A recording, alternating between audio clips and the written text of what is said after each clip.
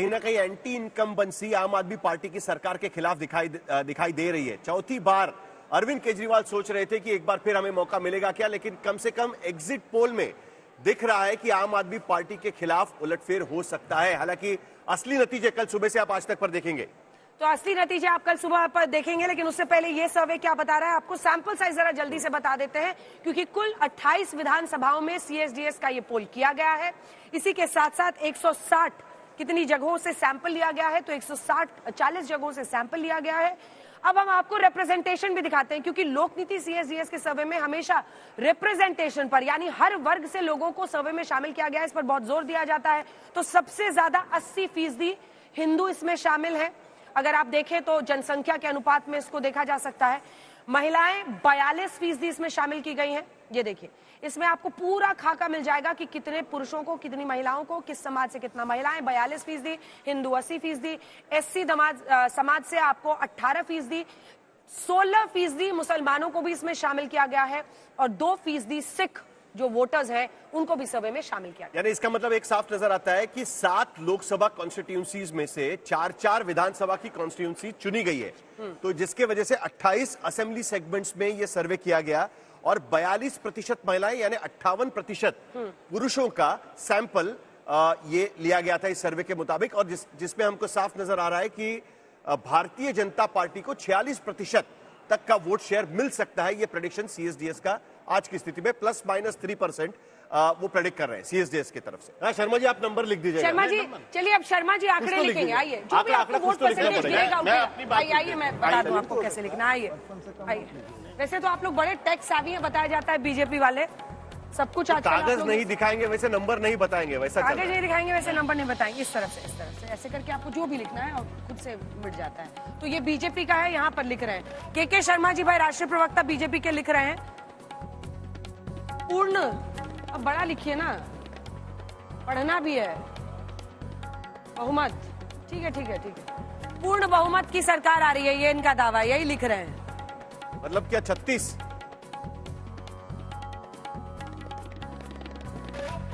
36 plus लिखने में क्या डर है? चलिए, जब यही लिख रहे हैं तो आम आदमी पार्टी के लिए लिखिए। अच्छा, उसका भी लिख, ठीक है। अब आम आदमी पार्टी के लिए खुद ही लिख रहे हैं। आपसे बीजेपी लिखवाई है। करारी हार। पत्रकार भी रहे हैं क्या आप?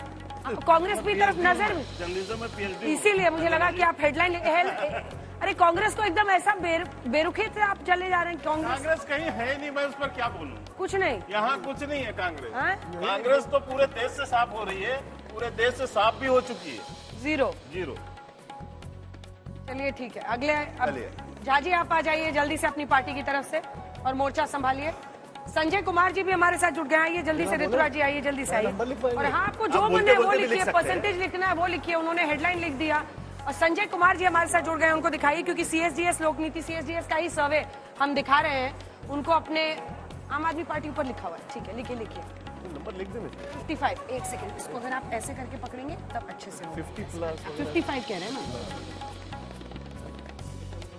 बीजेपी के लिए लिखिए, बड़ा लिखिए। 15। अच्छा, कांग्रेस, ये नंबर्स लिख रहे हैं सीधा, कांस्टेंट है ये इनका। और ये आजकल सोशल मीडिया पे खूब वायरल भी होते हैं, तो अच्छा है इनका। दिखाइए, खड़े हो जाइए उधर। 55, 15 और 00। इनका ये फोटो खींच के रख लीजिए आप लोग, रख लीजिए। अब ज्यादा टाइम नहीं है, कल फिर मिलेंगे। अब मुश्किल से 12 घंटे का इंतजार है।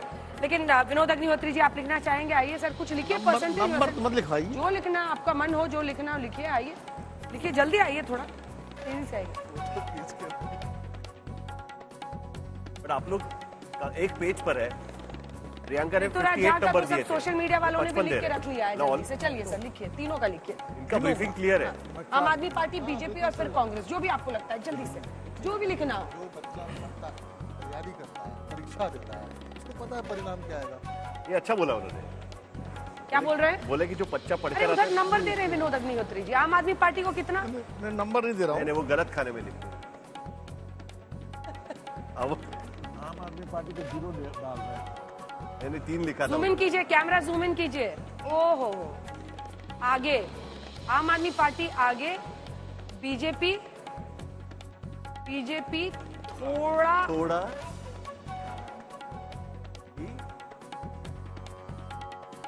सी पीछे होगा। थोड़ी सी पीछे, थोड़ा ही मतलब कांटे की टक्कर, कांटे की टक्कर, नहीं नहीं, वो आगे और थोड़ी सी पीछे, थोड़ा ही कांटे की थोड़ी ही पीछे, कांटे की टक्कर। थोड़ा ही पीछे। अब आपने कुछ वो लिखा कांग्रेस के और लिए कांग्रेस कुछ का नहीं भी कुछ लिखेगा, लिखना पड़ेगा ना, कांग्रेस कांग्रेस के का भी लिए कुछ लिखेंगे ना, कांग्रेस का वही का वही, खाता खुल ज्यादा सकता है। फर्क नहीं, कुछ तो लिखेंगे।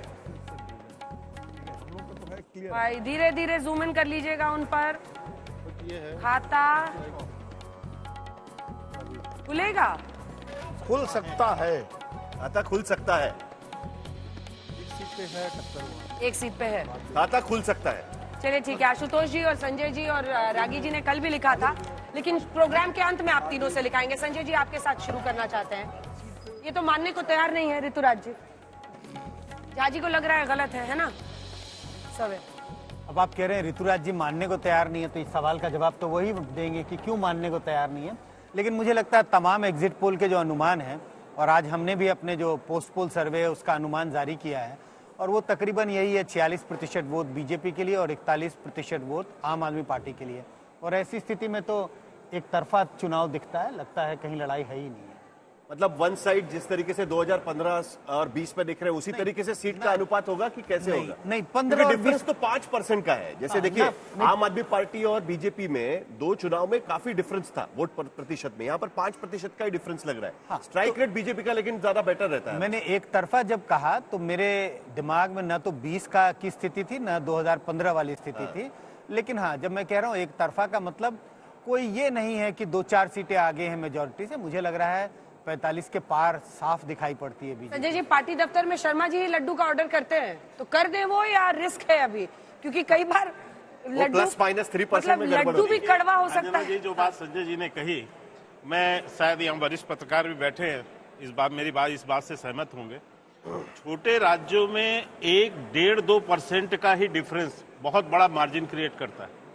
बड़े राज्यों में ज्यादा डिफरेंसेस जो है उसमें एक अलग विषय होता है, लेकिन जहाँ छोटे राज्य, जहाँ 70 सीट है, 90 सीट है, और खासकर मैं आपको फिर पुनः छत्तीसगढ़ का उदाहरण दूंगा, आपको हरियाणा का भी उदाहरण दूंगा। 1.5-2% का यदि डिफरेंस आता है तो काफी लंबे सीटों का अंतर क्रिएट होता है। लेकिन उसमें इसलिए ये दिल्ली में 6% का जो 6% की जो ये अंतर बता रहे हैं, ये बहुत बड़े अंतर को मुझे दिखा पता रहा है कि आपने नई दिल्ली सीट का, जहां पर प्रवेश शर्मा को आपने केजरीवाल जी के सामने उतारा, उसकी आपने अलग से एनालिसिस किया, वो एनालिसिस भी बताइएगा। लेकिन संजय जी, क्या आप ये बताने की स्थिति में है कि चूंकि आप हमेशा हर वर्ग को अलग अलग एड्रेस करते हैं, और इसमें भी आपने लगभग 80% अगर हिंदू शामिल है, 42% महिलाएं भी है, क्या आप इस स्थिति में बताने की कि 42% जो ये आपने सर्वे में शामिल किया है, महिलाओं का रुख क्या था? देखिए, जिस तरह के अलग अलग सर्वेस का अनुमान है, आपने देखा होगा एक सर्वे तो ये कह रहा है 15% का फासला महिलाओं के पक्ष में आम आदमी पार्टी और पुरुषों के पक्ष में 15% बीजेपी को। हमारे सर्वे में ऐसा कुछ अनुमान नहीं है। ये जरूर है अभी भी आम आदमी पार्टी के पक्ष में महिला वोट झुका हुआ है, लेकिन इतना बड़ा फासला, मुझे लगता है अगर इतना बड़ा फासला हो जाए तो चुनाव इतना दूरी का हो नहीं सकता। मामूली बढ़त है, मुझे लग रहा है 6-7% महिलाओं का वोट बीजेपी आम आदमी पार्टी के पक्ष में ज्यादा दिखता है। पुरुषों का वोट अमूमन बीजेपी के पक्ष में जाता है, इस बार भी जाता हुआ दिखाई पड़ रहा है, लेकिन इतना बड़ा फासला नहीं है।